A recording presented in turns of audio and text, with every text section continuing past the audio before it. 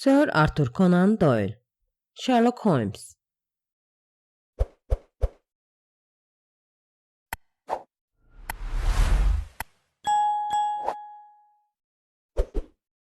Kızıl Soruşturma 2. Kısım 5. Bölüm İntikam Melekleri.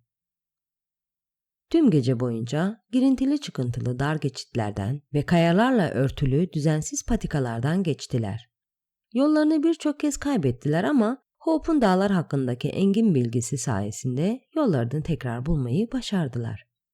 Sabahın ilk ışıklarıyla birlikte karşılarında vahşi güzellikte bir manzara uzanıyordu.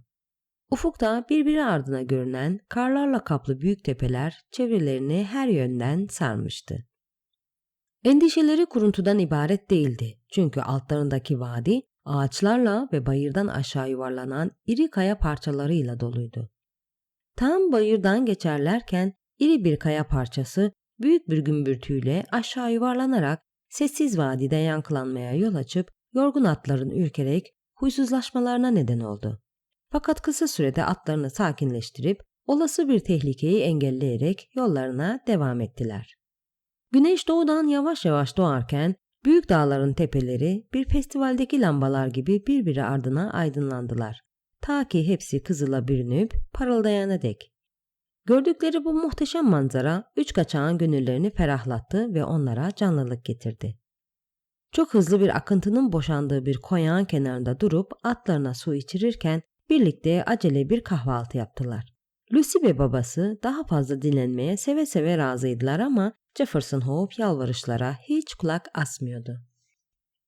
"Kaçtığımızı öğrenip çoktan peşimize düşmüşlerdir," dedi. "Her şey hızlı olmamıza bağlı. Carson'a sağ salim vardık mı geri kalan hayatımız boyunca istediğimiz gibi dinlenebiliriz." Tüm gün boyunca dar geçitlerden geçmek için mücadele verdiler ve akşam üzeri düşmanlarıyla aralarında 45 kilometre mesafe olduğunu hesapladılar. Gece esmekte olan dondurucu rüzgardan korunmak için sığındıkları kayalık bir tepede kamp kurup ısınmak için birbirlerine sokularak birkaç saatlik uykunun keyfini çıkarttılar. Fakat şafaktan önce kalkıp bir kez daha yola koyulmuşlardı. Takipçilerinden hiçbir iz yoktu ve Jefferson Hope düşmanlığına hedef oldukları korkunç örgütün sınırlarından oldukça uzaklaştıklarını düşünmeye başlamıştı. O demir elin nereye erişip erişemeyeceğini ya da ne kadar zamanda onları avucuna alıp ezeceğini pek bilmiyordu. Kaçışlarının 2. gününün ortasında sınırlı miktarlardaki erzakları iyice tükenmeye başladı. Bu avcıyı biraz rahatsız etti çünkü dağlarda avlanması gerekiyordu ve önceleri de birçok kez hayat şartları yüzünden tüfeğine güvenmek zorunda kaldığı için durumun önemini biliyordu. Dinlenebilecekleri kuytu bir köşe bularak yol arkadaşlarının ısınmaları için birkaç parça kuru dal toplayıp bir ateş yaktı. Bulundukları yer deniz seviyesinden yaklaşık 1400 metre yükseklikteydi ve insanın iliklerine işleyen acı bir soğuk vardı. Atlarla yük katırını iple bir yere bağlayıp Ferrier ve Lucy'ye hoşça kal dedikten sonra tüfeğini omuzuna astı ve şansının karşısına ne çıkaracağını bilmeden yola koyuldu. Arkasına dönüp baktığında yaşlı adamın ve genç kızın ateşe doğru çömeldiklerini, bu sırada atlarla yük katırının bağlı oldukları yerde sessizce durduğunu gördü. Bir süre ilerledikten sonra tekrar dönüp baktığında geride bıraktığı büyük kayalar yüzünden onları göremez oldu. Ağaç kabuklarındaki izlerden ve başka işaretlerden yola çıkarak bölgede birçok ayının olduğu düşüncesine varmasına karşın birkaç mil boyunca vadiden vadiye yürümesi başarısızlıkla sonuçlandı. En sonunda 2-3 saatlik sonuçsuz bir aramanın ardından çaresiz bir şekilde geri dönmeyi düşünürken kafasını yukarıya kaldırmasıyla birlikte yüreğinin sevinçten titremesine neden olacak bir manzara gördü. Yaklaşık 85-100 metre yüksekliğindeki çıkıntılı bir tepenin ucunda görünüş olarak bir koyunu andıran fakat bir çift kocaman boynuzla silahlanmış bir yaratık gördü. Büyük boynuz bu adla biliniyordu. Büyük bir ihtimalle avcının göremediği bir sürüye öncülük ediyordu ve şans eseri hayvan avcıyı görmemişti. Yüzü oynatarak tüfeğini bir kayanın üzerine koydu ve tetiği çekmeden önce uzun bir süre avını kaçırmamak için özenle nişan aldı. Avcı ateş ettiği zaman hayvan havaya sıçrayıp bir an için tepenin ucunda sendeledikten sonra aşağıdaki vadiye yuvarlandı. Hayvan kaldırılamayacak kadar ağırdı. Bu yüzden avcı hayvanın bir budunu alıp böğründen de bir parça kesmeye karar verdi. Ganimetini omuzuna yükleyip aceleyle kendi ayaklarını aramaya koyulduğu sırada akşam karanlığı da bastırmak üzereydi. Ayak izlerini aramaya yeni koyulmuştu ki içinde bulunduğu güç durumun farkına vardı. Yolu şaşırmıştı ve tanıdığı vadileri çoktan geride bırakmıştı ve saptığı patikayı bulması hiç de kolay değildi. İçinde bulunduğu vadi dar geçitlerle ikiye ayrılıyor ve bu geçitlerde kendi aralarında birkaç yola bölünüyordu. Bu dar geçitler birbirlerine o kadar benziyorlardı ki birini diğerinden ayırt etmek imkansızdı. Asla görmediğinden emin olduğu bir dağ akarsuyuna varana kadar yoluna birkaç kilometre devam etti. Yanlış yola saptığına inanarak başka bir yolu denedi ama sonuç aynıydı. Gece süratle bastırıyordu ve bildiği bir geçide vardığında neredeyse karanlık çökmüştü. Fakat henüz ay doğmadığı için çevrenin karanlık olması ve her iki yanındaki kayalıklar ilerlemesini daha da zorlaştırdığı için doğru yolda ilerlemek hiç de kolay değildi. Yükünün ağırlığı altında ezilmiş ve uğraşları sonucu yorgun düşmüş bir halde sendeleyerek yürürken her adımın kendisini Lucy'ye biraz daha yaklaştırdığını ve yolculuklarının geri kalanında kendilerine yetecek kadar erzak taşıdığını göz önünde bulundurarak cesaretini kaybetmemeye çalışıyordu. Avcı sonunda yaşlı adamı ve Lucy'yi bıraktığı geçidin ağzına varmıştı. Karanlıkta ortaya çıkan ay ışığının sayesinde geçidi çevreleyen kayalıkları seçebiliyordu. 5 saattir kayıp olduğu için dostlarının kendisini merakla beklediklerini düşündü. Büyük bir sevinçle ellerini ağzına götürdü ve geldiğini haber vermek için yüksek sesle "Hey oradakiler, ben geldim!" diye bağırması vadide yankılanmalara yol açtı. Duraksadı ve gelecek karşılık için kulaklarını dört açıp dinledi. Korkunç sessiz vadilerin sessizliğini bozan ve kendi kulaklarında defalarca çınlayan bağırması dışında hiçbir ses duyulmadı. Öncekinden daha gür bir sesle tekrar bağırdı fakat kısa bir süre önce orada bıraktığı yol arkadaşlarından en ufak bir fısıltı bile gelmedi. Belli belirsiz, tarif edilemez bir korku kapladı benliğini ve duyduğu korkunç sıkıntıyla kıymetli yemeği elinden bırakıp deli gibi ileri atıldı. Köşeye dönünce ateşin yakılmış olduğu yer gözler önündeydi. Bir yığın odun hala kor halinde yanıyordu ama ateşin o ayrıldığından beri körüklenmediği ortadaydı. Aynı ölüm sessizliği hala tüm çevreye hakimdi. Tüm düşünceleri tarihsiz bir endişeye dönüşerek iyice meraklandı. Ateşin kalıntılarının yanında hiçbir canlı yoktu. Yokluğu sırasında başlarına beklenmedik ve korkunç bir felaket gelmiş olabilirdi. Büyük ve arkasında hiçbir iz bırakmayan bir felaket. Bu darbe karşısında şaşkına dönen ve aklı başından giden Jefferson Hope başının döndüğünü hissetti ve düşmemek için tüfeğine dayanmak zorunda kaldı. Fakat bir aksiyon adamı olduğu için geçici acizliğinden hemen sıyrılmasını bildi. İçin içine yanan ateşten yanmış bir tahta parçası alarak meşale haline getirdi ve meşalenin de yardımıyla kamp yerinin çevresini araştırmaya başladı. Her yerde atların ayak izleri vardı. Bu da bir grup atlının dostlarını yakaladığına işaretti. Bıraktıkları izlerden atlıların Salt Lake'e doğru döndükleri anlaşılıyordu. Atlılar yaşlı adamla kızını da beraberinde geri götürmüş müydü? Jefferson Hope kendini buna neredeyse inandırmıştı ki bakışları tüm bedeninin baştan aşağı titremesine neden olan bir yere takıldı. Kamp yerinin biraz ötesinde daha önceden kesinlikle orada olmayan kırmızı topraktan bir tümsek vardı. Bu tümseğin yeni kazılmış bir mezardan başka hiçbir şey olmadığı belliydi. Genç avcı mezarın yanına yaklaşınca üzerinde bir çubuğun dikili olduğunu ve çubuğun çatala benzeyen ucunda bir kağıdın durduğunu gördü. Kağıtta yazılanlar oldukça açıktı.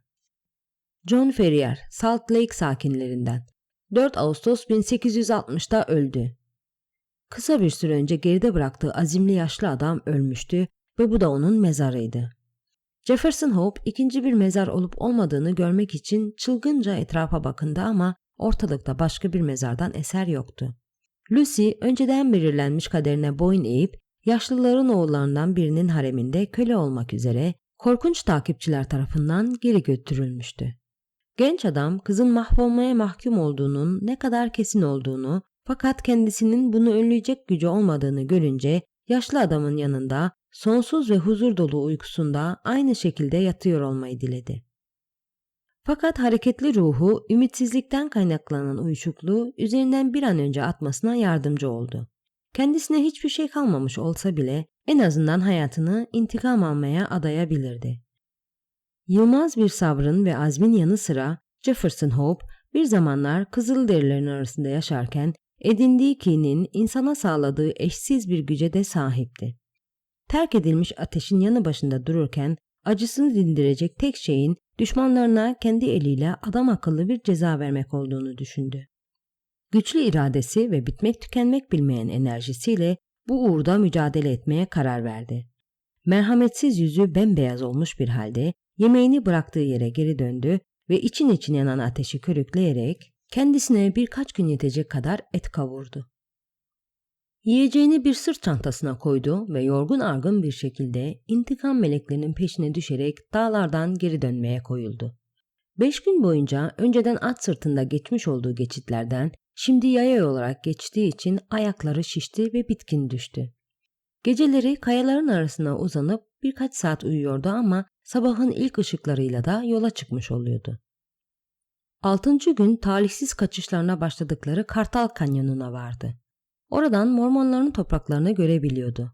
Yorgunluktan bitkin düşmüş bir halde tüfeğine dayandı ve aşağısında uzanan geniş şehre kin dolu gözlerle bir süre baktı.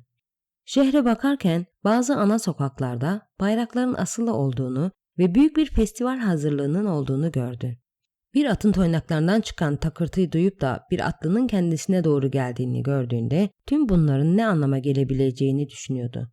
Kendine yaklaşan bu atlının ara sıra yardım ettiği Cooper adında bir Mormon olduğunu hatırladı. Bu yüzden adamın yanına gittiğinde Lucy Ferrier'in başına neler geldiğini öğrenmek için ona selam verdi. "Ben Jefferson Hope," dedi. "Beni hatırlarsın." Mormon eskiden tanıdığı Jefferson'a hiç benzemeyen bu adama şaşkın bir vaziyette baktı. Kim derdi ki eskiden giyimine özen gösteren, bir zamanların genç ve yakışıklı avcısı, paçavralar içinde saçı başı dağınık, dehşet verici bembeyaz bir yüzü ve vahşi gözleri olan bir serseri kılığında görünecek diye. Fakat avcıyı tanımasıyla birlikte şaşkınlığı endişeye dönüştü. "Buraya gelmekle delilik ettin," diye bağırdı. "Seninle konuşurken görülmek benim hayatım için de tehlikeli. Ferrier'le kaçmasına yardım ettiğinden dolayı kutsal dörtlü yakalanman için emir çıkarttı." "Ne onlardan ne de verdikleri emirlerden korkmuyorum," dedi Hope kızgın bir şekilde. "Bunun böyle olduğunu bilmeni isterim Cooper. Şimdi sevdiklerinin aşkına birkaç sorumu cevaplaman için senden rica ediyorum. Her zaman için iyi arkadaş olduk. Tanrı aşkına cevap vermeyi reddetme." "Nedir?" diye sordu Mormon tedirgin bir şekilde. "Çabuk ol, yerin kulağı var." "Lucy Ferrier'e ne oldu?" "Dün genç Trevor'la evlendi." "Dayan dostum, bana dayan. Yorgunluktan bitkin düşmüşsün. Hiç halin kalmamış." "Bana aldırma," dedi Hope bitkin bir şekilde. Yüzünün rengi iyice solmuş ve ayağının dibindeki büyük kayanın üzerine çökmüştü. "Evlenmiş mi dedin?" diye sordu umutsuzca. "Dün evlendi. Aşağıda gördüğün bayrakların sebebi de bu. Genç kızı elde etmek için genç Trevor ve genç Strangers'ın arasında bir mücadele olmuş. İkisi de sizin peşindeki grupta yer almış ve Strangers'ın kızın babasını vurmuş olması kızla evlenmesi için daha geçerli bir sebep olmuş ama kızla kimin evleneceği mecliste tartışılınca Trevor'ı destekleyenler daha güçlü çıktığı için peygamber kızı ona verdi. Ama hiç kimse ona çok uzun süre sahip olamayacak. Çünkü dün yüzünde ölümü gördüm. Canlı bir kadından çok canlı bir ölüyü andırıyordu." "Gidiyor musun?" "Evet, gidiyorum," dedi yerinden kalkan Jefferson Hope. Gözlerinde uğursuz bir ışık parıldarken yüzündeki ifade o kadar sert ve değişmezdi ki yüzü mermerden yapılmışa benziyordu. "Nereye gidiyorsun?" "Boş ver," dedi ve tüfeğini omuzuna astıktan sonra hızlı adımlarla geçitten aşağı inip uzaklaşarak vahşi hayvanların inlerinin bulunduğu dağlarda gözden kayboldu. Artık dağlarda yaşayan bütün vahşi hayvanların içinde ondan daha vahşisi ve tehlikelisi yoktu. Mormon'un kehaneti yerini bulacaktı. Babasının korkunç ölümünden midir yoksa zorla sürüklendiği nefret verici evlilik yüzünden midir bilinmez, zavallı Lucy bir daha kendine gelemedi ve iyice bitkin düştükten bir ay sonra öldü. Lucy ile John Ferrier'in mülkleri için evlenmiş olan ayyaş kocası, karısının ölümünden dolayı hiçbir üzüntü duymazken diğer karıları onun için yas tutup Mormon geleneklerini yerine getirerek cenazeden önceki gece kızın başında beklediler. Sabahın ilk ışıklarıyla birlikte tabutun başında toplanmışlardı, fakat tarif edilemez bir korkuyla ve şaşkınlıkla kapının açıldığını ve vahşi görünüşlü, yanık tenli, paçavralar içindeki bir adamın içeri girdiğini gördüler. Adam korkudan yere çömelen kadınlara hiç bakmadan ve tek bir söz bile etmeden bir zamanlar Luciferier'in saf ruhunu barındıran sessiz beyaz figüre doğru ilerledi. Kızın üzerine eğilerek dudaklarını kızın soğumuş alnına dokundurduktan sonra kızın parmağındaki alyansı çıkardı. Böyle gömülmeyecek diye vahşice bağırdıktan sonra kadınlar imdat bile isteyemeden merdivenlerden inerek kayboldu. Olup bitenler o kadar tuhaf bir şekilde ve kısa bir zamanda gelişmişti ki kızın bir zamanlar bir gelin olduğunu kanıtlayan altın alyansın ortadan kaybolması gibi inkar edilemez bir gerçek olmasaydı, görenler ne kendi gözleriyle gördüklerine inanacaklardı ne de başka insanları gördüklerine inandırabileceklerdi. Birkaç ay boyunca Jefferson Hope tuhaf ve vahşi bir hayat sürüp tüm benliğini saran şiddetli intikam duygusunu kalbinde besleyerek dağlarda başıboş bir halde gezinip durdu.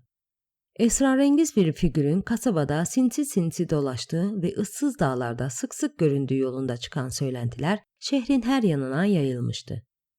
Bir gün bir kurşun ıslık çalarak Strangers'ın penceresinden girip Strangers'ın 3 santim ilerisine saplanmıştı. Başka bir gün ise Drebber sarp bir kayalıktan geçerken büyük bir kaya parçası üzerine yuvarlandı ve kendisini bekleyen korkunç ölümden yüzü koyun yere atlayarak ancak kurtulabildi.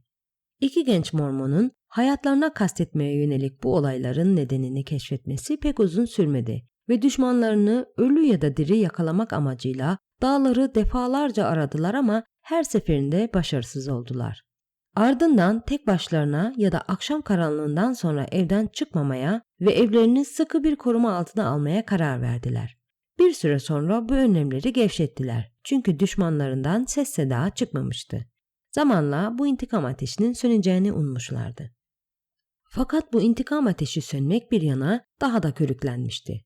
Avcının inatçı ve boyun eğmez bir yaratılışı vardı ve üstün gelen intikam duygusu ona o kadar hakim olmuştu ki kalbinde başka hiçbir duyguya yer vermiyordu. Her şeyden önce pratik bir adamdı. Kendini sürekli zorladığı için kuvvetli bedeninin daha fazla dayanamayacağını fark etti. Soğuğa maruz kaldığından ve sağlıklı gıdalar alamadığından gittikçe zayıf düşüyordu. Dağlarda beklenmedik bir anda ölürse o heriflerden nasıl intikam alabilirdi ki? Ve dağlarda kalmakta biraz daha ısrar ederse ölümün kapısını çalacağı muhakkaktı.